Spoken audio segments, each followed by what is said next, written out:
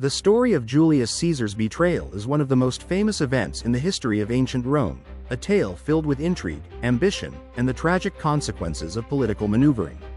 At its heart lies the conflict between loyalty and power, a theme that has resonated throughout history. The betrayal of Caesar, a man who had risen from humble beginnings to become the most powerful figure in Rome, marks the turning point in the Roman Republic's history, an event that set the stage for the rise of the Roman Empire.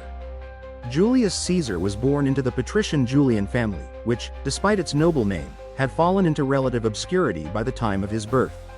His rise in Roman politics was neither easy nor guaranteed. Caesar began his career as a military officer, serving in Asia and then in Spain, where he proved his skills as a commander. However, it was his alliance with two other powerful Romans, Pompey and Crassus, that set him on the path to ultimate power. In the year known as the First Triumvirate, these three men forged a political alliance that allowed each of them to further their ambitions. Pompey, the great military general who had returned from his campaigns in the East, was seeking recognition for his achievements. Crassus, the wealthiest man in Rome, sought more influence in the Senate. Caesar, young and ambitious, wanted political power and military command. Together, they dominated Roman politics, and Caesar was elected consul in the year. He used this position to push through reforms and further solidify his standing. Following his consulship, Caesar was appointed governor of Gaul, a province that was on the frontier of the Roman world. It was in Gaul that Caesar began his most famous campaigns, winning a series of victories that extended Rome's territory all the way to the English Channel and the Rhine River. His successes in Gaul brought him immense popularity with the Roman people and the legions, which he skillfully used to his advantage. Caesar's commentaries on these campaigns, the Commentarii de Bello Gallico, were widely read and contributed to his image as a military genius and a man of the people. However, the growing power of Caesar soon began to alarm his political allies. Pompey, who had once been his close friend, began to see Caesar as a threat to his own dominance. Tensions between the two grew as Pompey became more closely allied with the Senate, which viewed Caesar's increasing power with suspicion. Crassus, who had once acted as a stabilizing force between them, was killed in battle, and with his death, the alliance between Caesar and Pompey began to deteriorate. In the years that followed, Caesar's ambitions only grew. In his absence, the Senate, led by figures such as Cato the Younger and others who feared his rise, attempted to limit his power. They demanded that Caesar disband his army and return to Rome.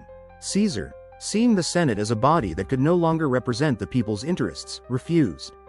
He recognized that his power lay in his control over his loyal legions, not in the halls of the Senate, where the elite plotted against him. Caesar's refusal to submit to the Senate's demands led to one of the most famous events in Roman history, the crossing of the Rubicon. This river, which marked the boundary between the province of Gaul and Italy, was the point at which a general was forbidden to bring his army. By crossing it, Caesar was making an open declaration of war against the Senate and Pompey. His famous words, "The die is cast," have come down through history as a symbol of the irrevocable nature of his decision. The ensuing civil war between Caesar and Pompey was swift and brutal. Pompey, once a friend, now found himself in opposition to his former ally. Caesar, with his experienced and loyal legions, defeated Pompey's forces in a series of battles.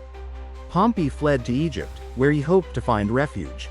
However, in a tragic turn of fate, Pompey was assassinated by agents of the Egyptian king, Ptolemy XIII, who sought to ingratiate himself with Caesar. Upon arriving in Egypt, Caesar was enraged by Pompey's murder and ordered a proper burial for his former friend. At this point, Caesar was not just a general, he had become the master of Rome. His control over the army was unquestioned, and he had significant political influence in the Senate. Yet, his rise to power was not without its opposition. Many senators still viewed him as a dangerous tyrant, one who threatened the traditional republic that had governed Rome for centuries. Caesar, who had long promised reforms to ease the burden of the common people, did implement some of these changes.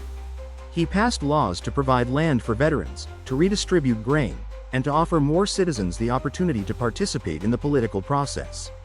But with his growing power, Caesar increasingly made enemies. Among the most prominent of these was Brutus, a senator whose mother, Servilia, had been one of Caesar's lovers. Brutus was the son of Marcus Junius Brutus, a leading senator and a descendant of the ancient hero Lucius Junius Brutus, who had been one of the founders of the Roman Republic. Brutus had once been an ally of Caesar, even serving under him in various military campaigns, but the senator's sense of duty to the Republic and his familial loyalty led him to a fateful decision. Brutus, along with a group of other senators, began to plot against Caesar. They saw in him a man who had consolidated too much power, a man who threatened the very fabric of Roman freedom. The conspirators included men of various backgrounds and motivations. Some were motivated by a genuine belief that Caesar's rule would bring about the end of the Republic. Others sought personal revenge or advancement. Among them were Cassius, a former officer in Caesar's army who had become disillusioned with the dictator's growing power, and Decimus Brutus, another senator and one of Caesar's trusted officers, who had once been a close ally. The conspirators carefully planned their assassination, knowing that it had to be done in a way that would not bring further chaos to the already unstable Republic. They chose the Ides of March, the 15th of March, as the day to strike. The Senate had convened at the Theater of Pompey, and Caesar was scheduled to attend. The conspirators knew that this would be their moment to act. Despite warnings and omens, Caesar arrived at the Senate that day, seemingly unaware of the plot that was about to unfold. The conspiracy was carried out with shocking speed and brutality. As Caesar entered the Senate chamber, he was surrounded by the conspirators, each one ready to strike. The first blow came from Casca, who struck Caesar on the neck. The wound was not fatal, but it was enough to signal the beginning of the attack. Caesar, reportedly shocked by the betrayal, tried to defend himself, but the conspirators closed in. The most tragic moment came when Brutus, whom Caesar had once trusted, delivered the final blow. According to some accounts, when Caesar saw Brutus among his attackers, he uttered the famous words, "Et tu, Brute? And you, Brutus?" These words, whether true or apocryphal, have come to symbolize the ultimate betrayal, a sense of personal devastation and shock. Caesar fell to the ground, his body pierced by numerous daggers. The Republic had been dealt a fatal blow, but the conspirators were not finished. They believed that by killing Caesar, they would restore the power of the Senate and the people of Rome. Yet, the aftermath of Caesar's assassination proved to be far more complicated than they had anticipated. Far from restoring the Republic, Caesar's death plunged Rome into further chaos. The assassination did not bring about the desired restoration of the old Roman ways. Instead, it led to a series of power struggles, as different factions vied for control. Caesar's loyalists, including his right-hand man Mark Antony, took to the streets in an attempt to rally support for Caesar's cause. A struggle for power ensued, culminating in the defeat of the conspirators and the eventual rise of Caesar's adopted heir, Octavian, later known as Augustus. In the years that followed, the Roman Republic would be replaced by the Roman Empire, with Augustus as its first emperor.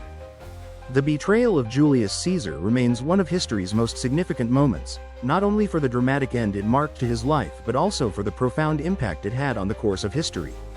Caesar's death did not restore the Republic. Instead, it hastened the demise of the Roman Republic and led to the establishment of an imperial system that would dominate the Mediterranean world for centuries. The motivations behind Caesar's assassination, whether driven by political ideology, personal ambition, or a mixture of both, continue to be debated by historians and scholars to this day. Yet, the tragedy of Caesar's betrayal endures, a reminder of the dangers that accompany the pursuit of power and the personal cost of political ambition. We've gotten to the end of this video. If you know you love this video, kindly like, subscribe and drop a comment about the betrayal of Julius Caesar. God bless you.